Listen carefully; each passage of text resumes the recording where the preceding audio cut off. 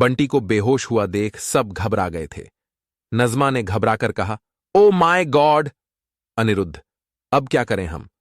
अनिरुद्ध ने कहा, कोई बात नहीं, 5 मिनट में अपने आप होश में आ जाएगा।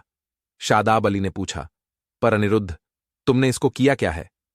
अनिरुद्ध ने कहा, यह मार्शल आर्ट की एक सबसे यूनिक टेक्निक है जो चंद मार्शल एक्सपर्ट्स को ही आती है। मार्शल एक्सपर्ट इसे मारपीट करने के लिए नहीं, बल्कि कोई इंफॉर्मेशन निकालने के लिए प्रयोग करते हैं।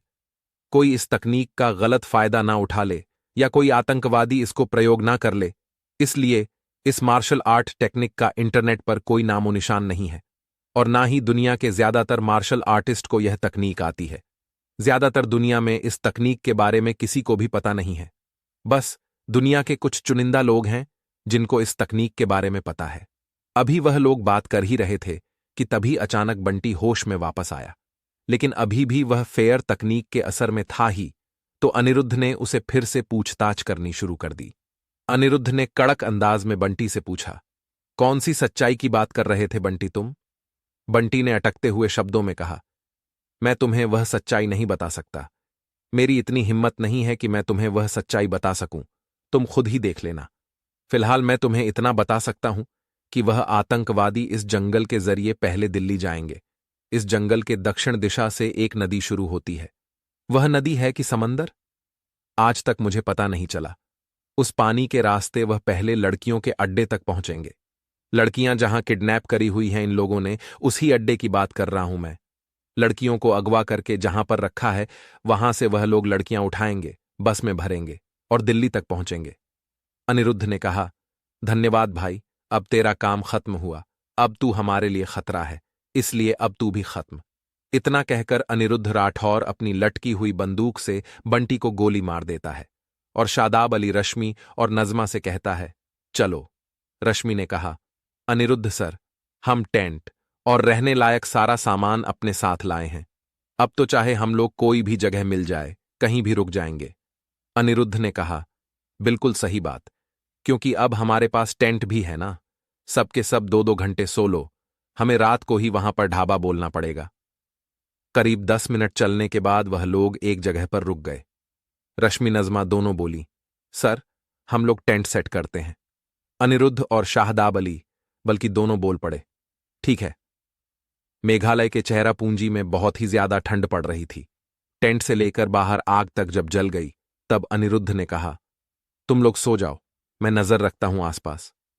रश्मि ने कहा, ठीक है सर, जैसा आप कहें। टेंट के अंदर अकेली लड़कियों को पाकर शादाब अली भी बाहर आ गया और अनिरुद्ध से बोला, अनिरुद्ध, मैं लड़कियों के बीच क्या करूंगा अभी अंदर? मैं भी तुम्हारे साथ बाहर रुक जाऊं क्या? अनिरुद्ध ने कहा, हां बाबा, रुक जा। दोनों बातें करते हुए चारों तरफ नजर दौड़ा दौड़ा कर देख रहे थे। उधर दिल्ली के कमालपुर गांव में आयशा का हाल भी देखने लायक था। आयशा अपने कमरे में बैठकर अनिरुद्ध के नंबर को घूरे जा रही थी। सोच रही थी, अनिरुद्ध को कॉल करूं कि नहीं करूं। अनिरुद्ध, ये कौन से जाल में फंसा गए तुम मुझे? अब तो मेरा काम में भी मन नहीं लगता है अनिरुद्ध तुम्हारे बिना, और तुम मुझे अकेली छोड़कर चले गए। तुमने एक बार तो पढ़ लिया होता मेरी आंखों में मेरी मोहब्बत का इजहार। क्या तुम्हें मेरी याद नहीं आती अनिरुद्ध? मैं भी क्या सोच रही हूं, उसे तो पता भी नहीं कि उसके प्रति मेरे दिल में इतनी मोहब्बत जगी हुई है। 1 मिनट। मोहब्बत जगी हुई है का क्या मतलब है? मुझे मोहब्बत है अनिरुद्ध से। मैं दिलों जान से प्यार करती हूं अनिरुद्ध से यार। कितनी नसीब वाली हूं ना मैं। जहां पर मैं सोती हूं वह अनिरुद्ध का ही कमरा है। अभी तो फिलहाल इस कमरे में मैं सो रही हूं। जब मेरी शादी हो जाएगी अनिरुद्ध के साथ, तो वह मेरे साथ इस तरह सोएगा जैसे किसी वक्त पर सुलोचना के साथ सोया होगा यहां। जब उसे मेरी सच्ची मोहब्बत के बारे में पता चलेगा, क्या अनिरुद्ध मुझे उतना ही प्यार करेगा जितना सुलोचना को करता था? मेरे दोनों बगल वाली जगह अभी तो खाली पड़ी है। अनिरुद्ध जब आएगा और शादी होने के बाद फिर मेरी कौन सी बगल में सोएगा वह? यह सब सोचते सोचते अचानक आयशा थोड़ी सी रूवासी हो गई।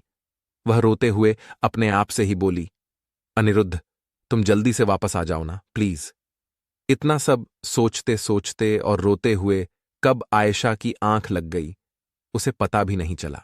दूसरी तरफ मेघालय के चेरापूंजी के बांद्रावाणी नाम के खतरनाक जंगल में फंसे हुए अनिरुद्ध और उसकी टीम दुश्मन की हरकत का इंतजार कर रहे थे। टीम के नाम पर भी रश्मि और नज़मा सो रही थीं। शादाब अली और अनिरुद्ध दोनों जागे हुए थे। शादाब अली धीरे धीरे इधर उधर घूम घूम कर चारों तरफ नजर रख रहा था और अनिरुद्ध बस एक जगह टिक के खड़ा हुआ था। अनिरुद्ध राठौर को अभी भी विश्वास नहीं हो रहा था कि बंटी इतना घटिया काम कर सकता है। वह बंटी जो एक अनजान बुजुर्ग औरत के लिए एक हटते कट्टे आदमी से भिड़ सकता है, जिसके मोटिवेशन की वजह से अनिरुद्ध राठौर आज मिलिट्री मैन बन चुका था, आज वही दोस्त देशद्रोही बन गया था। यह बात अनिरुद्ध राठौर के गले से नहीं उतर रही थी और यही अनिरुद्ध के लिए सबसे बड़ा सवाल बना हुआ था, जो बंटी किसी के साथ गलत होते हुए नहीं देख सकता था। वह बंटी जो अपने ऊपर बेईमानी की परत तक नहीं चढ़ने देना चाहता था, आज वह चंद रुपयों के लिए बेईमान बन गया था। अनिरुद्ध राठौर ने जब ही सब सोचा तो वह तिल मिला गया। तभी अचानक उसके मन में एक ख्याल आया, एक मिनट, कहीं यह मुझे कमजोर करने के लिए दुश्मन का कोई जाल तो नहीं है? कहीं ऐसा तो नहीं कि यह इंसान बंटी था ही नहीं, इसने बंटी जैसे चेहरे की सर्जरी करवाई हो? तभी अचानक अनिरुद्ध के दिमाग में एक और ख्याल कौंधा, अगर ऐसा है तो फिर कहीं सुलोचना भी। इसका मतलब सुलोचना खतरे में है भाई। मतलब मेरे साथ उस दिन ट्रेन में कौन था फिर? एक मिनट, मुझे याद आया कि सुलोचना तो बंदूक से बहुत ज्यादा डरती थी यार। और तो और, वह तो बंदूक के बारे में बात करने से बहुत ज्यादा डर जाती थी। सुलोचना कहाँ है फिर? मेरे दिमाग में यह सब पॉइंट पहले क्यों नहीं आए? अगर ये पॉइंट्स मेरे दिमाग में पहले आए होते तो शायद मैं सुलोचना को बचा सकता था। अब तक तो पता नहीं कहाँ होगी सुलोचना और क्या किया होगा उसके साथ इन दरिंदों ने। अगर यह सच है तो मुझे हिम्मत नहीं हारनी है। मुझे सुलोचना के साथ साथ और लड़कियों को भी इन दरिंदों की चंगुल से बचाना होगा। इधर अनिरुद्ध अपनी ही सोच में खोया था, उधर घूम रहा शादाब अली इधर उधर नजरें दौड़ा रहा था। तभी अचानक एक जगह पर उसे हलचल दिखाई दी। उसने देखा कि वह एक सीक्रेट सी छिपी हुई जगह है और उस जगह से कुछ लोग निकलकर दक्षिण की तरफ जा रहे हैं। काले कपड़े और मास्क लगा रखे थे उन्होंने। शुक्र इस बात का है कि उनकी नजर अनिरुद्ध या शाहदाब अली पर नहीं पड़ी थी और पड़ भी नहीं सकती थी, क्योंकि अनिरुद्ध और शाहदाब अली और उसकी पूरी टीम ऐसी जगह पर थी कि जल्दी से उस जगह पर किसी की नजर नहीं जा सकती थी। यह हलचल अनिरुद्ध ने भी नोट कर ली थी। उसने मन में सोचा, कितने शातिर लोग हैं, इतनी गहरी और कितनी सीक्रेट जगह बनाकर कितनी आसानी से अपने जुर्म को अंजाम देने वाले थे यह लोग।